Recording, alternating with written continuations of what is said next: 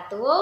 Kepada yang terhormat Bapak Ahmad Muluk Alfian selaku dosen pengampu mata pelajaran Sejarah Peradaban Islam yang saya hormati. Baiklah, pada kesempatan kali ini, tepatnya di hari Selasa tanggal 2 Juni 2020, saya Indri Lestari NPM 1911040362 dari Universitas Islam Negeri Raden Intan Lampung, Fakultas Tarbiyah dan Keguruan, Program Pendidikan Bahasa Inggris semester 2 dari kelas H akan melaksanakan UAS Sejarah Peradaban Islam.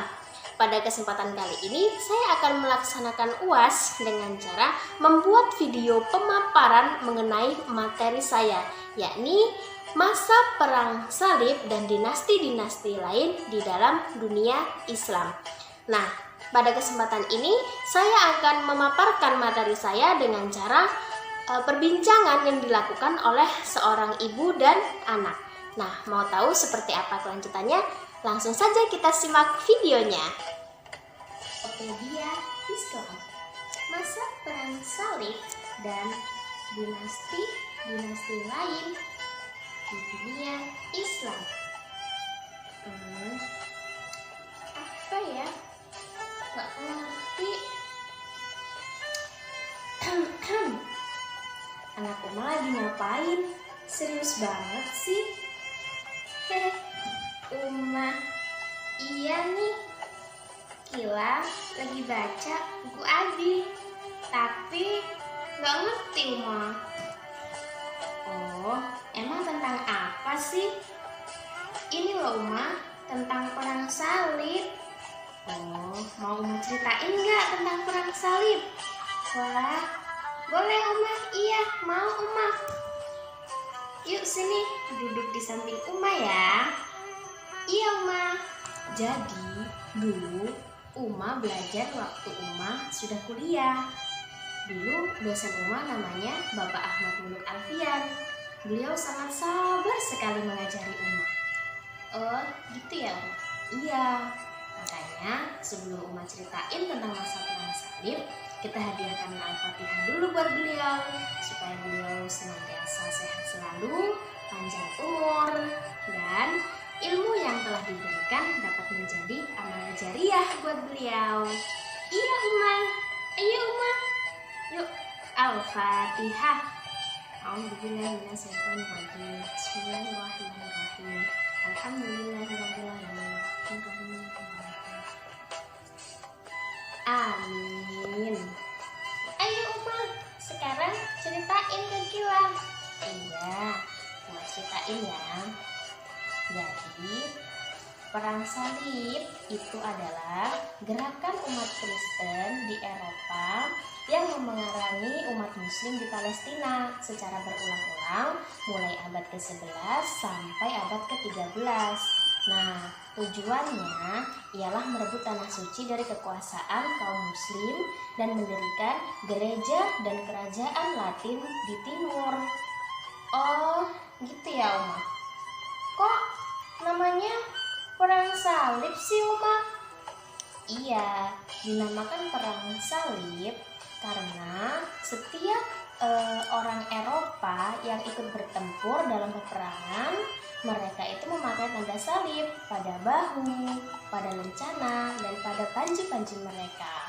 Nah, kita perlu tahu kalau perang salib ini sebenarnya bukan perang agama, melainkan perang merebut kekuasaan daerah. Hal ini dibuktikan bahwa tentara salib dan tentara muslim saling bertukar ilmu pengetahuan. Oh, gitu ya Uma? Iya sayang. Terus Uma, kok bisa sih perang itu terjadi? Bisa dong sayang. Banyak sekali faktor yang melatar belakangi terjadinya perang tersebut. Wah, apa aja itu Uma? Nah, faktor yang melatar belakangi terjadinya perang salib itu ada 3 sayang. Yang pertama, faktor agama. Nah, faktor agama ini tahun 1070 Masehi, dinasti Saljuk itu berhasil menaklukkan dinasti Fatimiyah dan menguasai Palestina.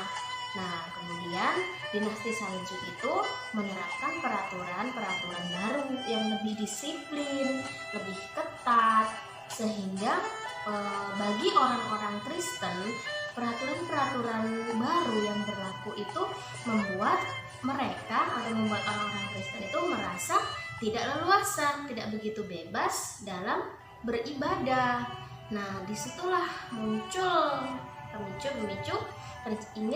akan terjadinya perang salib. Oh, gitu ya Uma.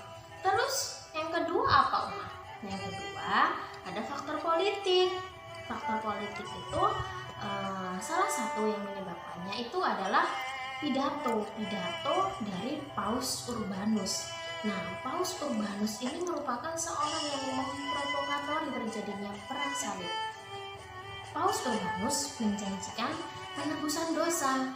Jadi, bagi siapa saja yang ikut perang tersebut, sehingga semangat perang semakin menjadi-jadi. Oh, gitu ya Uma. Terus yang ketiga Uma? Yang ketiga ada faktor sosial dan ekonomi sayang. Oh, iya Uma. Terus perang salib itu terjadi kapan Uma? Terus Uma, perang salib itu kapan sih Uma terjadinya? Nah, periodisasi perang salib itu ada 3 periode. Yang pertama itu ada periode penaklukan. Nah, itu dimulai dari tahun 1096 sampai 1144 Masehi. Nah, yang kedua ada periode reaksi umat Islam. Itu adalah periode yang kedua Uma. Iya, terus tahunnya kapan Uma? Nah, tahunnya dimulai dari tahun 1144 sampai 1192 Masehi. Terus yang ketiga Uma? Nah, periode yang ketiga ialah periode perang saudara kecil-kecilan atau kehancuran dalam perang salib. Tahunnya Uma? Tahunnya dimulai dari 1192 sampai 1291 Masehi. Wah, lama banget ya Uma. Iya sayang. Terus Uma, kan? Hal yang akan saya bahas yang pertama, sebab-sebab perang salib, yang kedua, periodisasi perang salib, yang ketiga, pengaruh perang salib terhadap peradaban Islam, dan yang terakhir, dinasti-dinasti lain dalam Islam. Yang pertama, sebab-sebab perang salib. Perang salib berlangsung selama kurang lebih 2 abad, dimulai dari perang salib 1 sampai perang salib ke-8, yaitu dari tahun 1095 sampai 1291. Perang salib adalah penyerangan dari kefanatikan Kristen yang dikoordinir oleh Paus yang mempunyai tujuan untuk merebut kota suci Palestina dari kaum muslimin. Selain itu, perang ini disebabkan oleh beberapa faktor lain, yaitu faktor agama, politik, sosial, dan ekonomi. Perang yang terjadi hampir 2 abad ini timbul karena reaksi orang Kristen terhadap umat Islam yang dianggap sebagai pihak penyerang.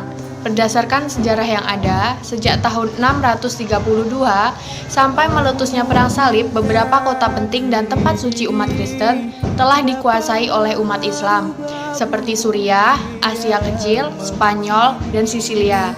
Peristiwa ini merusak hubungan antara dunia timur dan dunia barat, khususnya antara agama Islam dan Kristen. Kenapa sih perang ini dinamakan dengan perang salib? Karena setiap orang Eropa yang ikut bertempur dalam peperangan itu memakai tanda salib pada bahu, lencana, dan panji-panji mereka.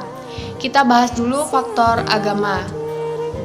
Direbutnya Baitul Maqdis pada tahun 471 Hijriah atau 1070 Masehi oleh dinasti Seljuk dari kekuasaan Fatimiyah yang berkedudukan di Mesir menyebabkan kaum Kristen merasa tidak bebas dalam menunaikan ibadah di tempat sucinya. Karena dinasti Seljuk menetapkan peraturan yang sangat ketat kepada para umat Kristiani ketika mereka hendak beribadah di tanah suci Baitul Maqdis. Hingga mereka ini yang baru pulang beribadah dari Baitul Maqdis selalu mengeluh akan sikap buruk dinasti Seljuk yang terlalu fanatik. Nah, pada tahun 1095 Masehi, Paus Urbanus II berseru kepada umat Kristiani di Eropa supaya melakukan perang suci. Seruan Paus Urbanus II berhasil memikat banyak orang-orang Kristen karena dia ini menjanjikan sekaligus menjamin barang siapa yang melibatkan diri dalam perang suci tersebut akan terbebas dari hukuman dosa. Yang kedua ada faktor politik. Kekalahan Bizantium, Konstantinopel atau Istanbul di Manzikert pada tahun 1071 Masehi dan jatuhnya Asia Kecil di bawah kekuasaan Seljuk telah mendorong Kaisar Alexius Komnenos I, Kaisar Bizantium, itu untuk meminta bantuan pada Paus Urbanus II dalam usahanya untuk mengembalikan kekuasaannya di daerah-daerah pendudukan dinasti Seljuk. Di lain pihak, Perang Salib merupakan puncak sejumlah konflik antar negara-negara barat dan negara timur. Maksudnya antara umat Islam dan umat Kristen. Dengan perkembangan dan kemajuan umat Muslim yang sangat pesat, menimbulkan kecemasan pada tokoh-tokoh barat, sehingga mereka melancarkan serangan terhadap umat Islam. Nah, situasi yang sedemikian ini mendorong penguasa-penguasa Kristen di Eropa untuk merebut satu persatu daerah-daerah kekuasaan Islam seperti Mesir, Yerusalem, Damaskus, Endeska, dan lain-lain.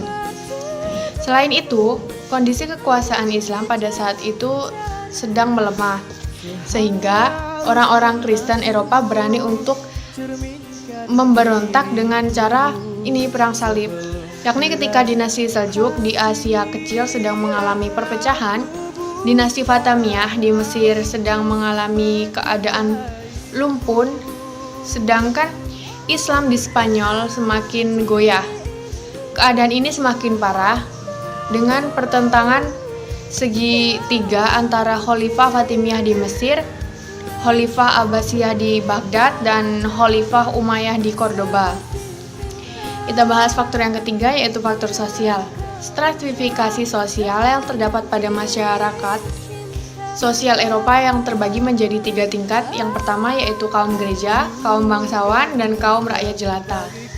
Nah, rakyat jelata ini dianggap sebagai kaum marginal dan tidak memiliki kedudukan apapun dalam masyarakat. Kehidupan mereka ini sangat tertindas dan harus mengikuti apa kata tuan tanah pada masa itu. Sehingga kehidupan mereka selalu dibayang-bayangi rasa kekhawatiran. Dengan adanya seruan perang salib, ini membuat mereka sangat bersemangat dengan harapan mereka bisa memiliki kedudukan yang lebih baik lagi. Selain itu, mereka diberi janji untuk mendapatkan kebebasan dan kesejahteraan yang lebih baik. Oke, kita bahas faktor yang terakhir, yaitu faktor ekonomi. Semenjak abad ke-10, kaum muslimin telah menguasai jalur perdagangan di Laut Tengah, dan para pedagang Eropa yang mayoritas Kristen merasa terganggu atas kehadiran pasukan muslimin, sehingga mereka mempunyai rencana untuk mendesak kekuatan kaum muslimin dari laut itu. Hal ini juga didukung dengan adanya ambisi yang luar biasa dari para pedagang-pedagang besar yang berada di pantai timur Laut Tengah, Venezia, Genoa, dan Pisa, untuk menguasai sejumlah kota-kota dagang di sepanjang pantai timur dan selatan Laut Tengah, sehingga dapat memperluas jaringan dagang mereka. Untuk itu, mereka rela menanggung sebagian dana perang salib dengan dimaksudkan menjadikan kawasan itu sebagai pusat perdagangan mereka. Karena jalur Eropa akan bersambungan dengan rute-rute perdagangan di timur melalui jalur strategis tersebut. Strata sosial juga berpengaruh pada faktor ekonomi. Hal ini karena ada sebagian Ada sebuah tradisi bahwa pewaris harta adalah anak tertua. Ketika anak tertua meninggal, maka semua harta akan diserahkan kepada pihak gereja.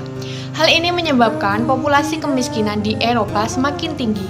Sehingga ketika ada seruan untuk melakukan perang salib, mereka seperti mendapat secercah harapan untuk perbaikan ekonomi. Nah, perang salib ini merupakan perang suci bagi umat Kristiani.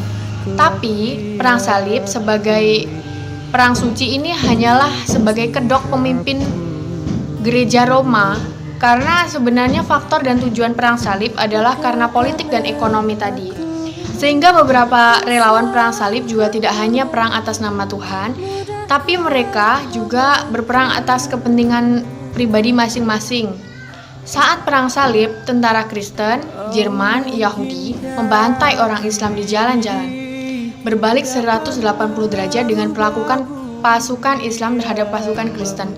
Padahal, Islam pada masa itu biasanya memperlakukan negara Kristen jajahannya dengan baik dan bahkan mereka memberi jabatan dalam pemerintahan. Perang salib. Periode pertama itu disebut juga dengan periode penaklukan yang terjadi pada tahun 1009 sampai 1144. Hasan Ibrahim Hasan dalam buku Tarikh al-Islam menggambarkan pasukan salib pertama yang dipimpin oleh Pierre Hermite sebagai gerombolan rakyat jelata yang tidak memiliki pengalaman perang, tidak disiplin, dan tanpa persiapan. Nah, pasukan salib ini dapat dikalahkan oleh pasukan dinasti Seljuk. Pasukan salib berikutnya dipimpin oleh Godfrey of Bouillon. Gerakan ini lebih merupakan militer yang terorganisasi rapi. Mereka berhasil menduduki kota suci Palestina, Yerusalem, pada 7 Juli 1099. Kemenangan pasukan salib pada periode ini telah mengubah peta dunia Islam dalam berdirinya kerajaan-kerajaan Latin Kristen di timur seperti kerajaan Baitul Maqdis di bawah pemerintahan Raja Godfrey, Edessa di bawah pimpinan Raja Baldwin, dan Tripoli di bawah kekuasaan Raja Raymond. Yang kedua, periode kedua atau ini bisa disebut juga dengan periode reaksi umat Islam yang terjadi pada tahun 1144 sampai 1192. Kemenangan kaum muslimin ini terlihat jelas setelah munculnya Salahuddin Yusuf al-Ayyubi Saladin di Mesir yang berhasil membebaskan Baitul Maqdis pada tanggal 2 Oktober 1187. Dalam perang salib ini, akhirnya pihak Richard dan pihak Saladin sepakat untuk melakukan gencatan senjata dan membuat perjanjian. Perjanjian perdamaian ditetapkan di atas kertas pada 2 November 1192 dengan ketentuan bahwa daerah pantai menjadi milik bangsa Latin, sedangkan daerah pedalaman menjadi milik umat Islam, dan peziarah yang datang ke kota suci tidak boleh diganggu. Yang ketiga, periode ketiga pada tahun 1193 sampai 1291 lebih dikenal dengan periode perang saudara kecil-kecilan atau periode kehancuran di dalam pasukan perang salib. Dalam periode ini muncul pahlawan wanita dari kalangan kaum muslimin yang terkenal gagah berani, yaitu Syajar ad-Dur. Ia mampu menunjukkan kebesaran Islam dengan membebaskan dan mengizinkan Raja Louis IX kembali ke negerinya Prancis. Perang salib sesungguhnya juga masih terjadi di masa sekarang, hanya saja tidak lagi perang menggunakan senjata, akan tetapi lebih perang intelektualitas. Pada periode ini, peperangan disebabkan oleh ambisi politik untuk memperoleh kekuasaan dari sesuatu yang bersifat materialistik daripada motivasi agama. Pada tahun 1219 Masehi, meletus kembali peperangan. Pada masa itu, tentara Kristen di bawah kekuasaan Raja Jerman, Hendrik II, mereka berusaha merebut Mesir terlebih dahulu sebelum merebut ke wilayah Palestina, dengan harapan mereka mendapatkan bantuan dari orang-orang Kristen Kipti. Peradaban Islam. Pihak Islam pada akhirnya dapat memenangkan perang salib yang sangat melelahkan. Walaupun menang, umat Islam ini juga mengalami kerugian yang luar biasa karena peperangan itu terjadi di kawasan dunia Islam seperti Turki, Palestina, dan Mesir.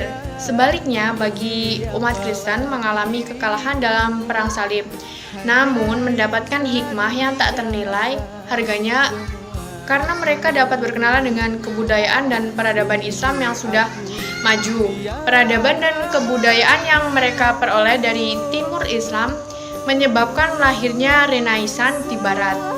Pengaruh perang salib untuk dunia Islam adalah lebih memantapkan dan mengkokohkan nilai-nilai kesatuan dan persatuan umat dalam membela eksistensi agama. Pengaruh yang lainnya adalah dengan memperkenalkan dunia Islam yang mempunyai kebudayaan tinggi kepada dunia barat. Perang salib sekalipun dimenangkan oleh pihak Islam, tetapi jika dilihat dari perspektif peradaban, Islam sangat dirugikan dan sebaliknya Barat sekalipun kalah tetapi juga banyak belajar dan berhasil membangun peradaban yang lebih maju setelah melihat dasar-dasar sains dari peradaban Islam. Sebab tanpa transformasi perang salib ini, Barat tidak bisa berdiri tegak seperti sekarang. Dengan adanya kejadian tersebut, mengingatkan kepada umat Islam untuk tetap mewaspadai segala gerak, tindakan dalam berbagai bentuk yang akan mengadu domba, menghancurkan ukhuwah Islamiyah. Dengan melihat ke belakang, membuka sejarah, serta mengambil pelajaran dari Perang Salib. Perang Salib dalam dunia Islam mengingatkan umat Islam untuk selalu bersatu padu, menyatukan langkah dan gerak yang dijiwai oleh ruh Islam untuk tetap konsisten terhadap ajaran agama Islam yang universal. Terus umat kan ada dinasti di dunia Islam. Umat tahu nggak? Tahu dong, kan dulu pernah belajar. Banyak ya umat, banyak. Ceritain dong Uma, apa aja sih dinasti-dinasti di dalam Islam? Ya, coba ceritain ya. Jadi, dinasti-dinasti di dalam dunia Islam itu sangat banyak sekali. Dan latar belakang yang menjadikan timbulnya dinasti-dinasti itu pun juga banyak. Nah, salah satu faktor yang melatar belakangi adanya sistem dinasti di dalam Islam adalah Muawiyah mencontoh sistem monarki di kerajaan Persia. Kemudian Muawiyah merubah pemahaman tentang khalifah menjadi jabatan yang diagungkan. Oh, begitu ya Uma? Iya sayang. Terus Uma, dinasti-dinasti yang ada di Islam apa aja? Banyak sayang. Di antaranya ada dinasti Andalusia, dinasti Idrisiyah, dinasti Buwaihiyah, dinasti Saljuk, dinasti Mamluk, ada dinasti Fatimiyah atau Hiriyah. Banyak lagi pokoknya sayang. Nanti kita baca sama-sama di buku ya. Wah, banyak banget ya Uma. Iya sayang. Terus ada nggak dinasti besar Uma? Ada. Dinasti terbesar yang berkuasa setelah Khalifah Rashidah itu yang pertama ada dinasti Umayyah di Damaskus. Kemudian ada dinasti Abbasiyah di Baghdad dan dinasti Ilham di Persia, dinasti Utsmaniyah di Turki, dinasti Safawiyah di Persia, dan dinasti Mughal di mana Uma? Di India. Oh, gitu ya Uma. Iya sayang. Oh, iya Uma. Sekarang Kila ngerti. Terus Uma, tadi Kila baca di buku Abi ada loh Uma tempat sebagai peradaban Islam di dunia. Oh, tempat-tempatnya. Sebentar. Oh iya, Uma ingat. Wah, apa aja Uma? Ceritain dong. Jadi, beberapa tempat yang dijadikan sebagai peradaban Islam di dunia. Yang pertama ada Makkah Al-Mukarramah Yang kedua ada Madinah Al-Munawwaroh. Yang ketiga ada Baghdad. Yang keempat ada Kairo. Cila tahu nggak Kairo di mana? Kairo di Mesir kan, Uma? Iya, pinter anakku mah. Terus ada Damaskus, ada Kairawan, ada Isfahan, ada Istanbul, ada Delhi, ada Andalusia, dan Aceh. Wah, banyak banget ya, Uma? Iya sayang, banyak banget. Besok dia baca-baca lagi ya bukunya. Kita pelajarin sendiri. Iya, Uma. Jadi, udah ngerti kan apa yang barusan Uma jelasin? Hah? Apa ya? Belum tuh, Uma. Belum ngerti. Astagfirullah. Nggak ngerti. Nah, terus tadi Uma udah jelasin panjang lebar. Kila nggak dengerin ya? Hehe. Enggak, Uma. Kila bercanda kok. Kila ngerti kok. Kan kata Abi, kalau Uma lagi ngomong, Kila suruh dengerin biar ngerti. Jadi Kila udah ngerti, Uma. Wah, pinter anak Uma. Sini sayang Uma dulu. Nah, jelas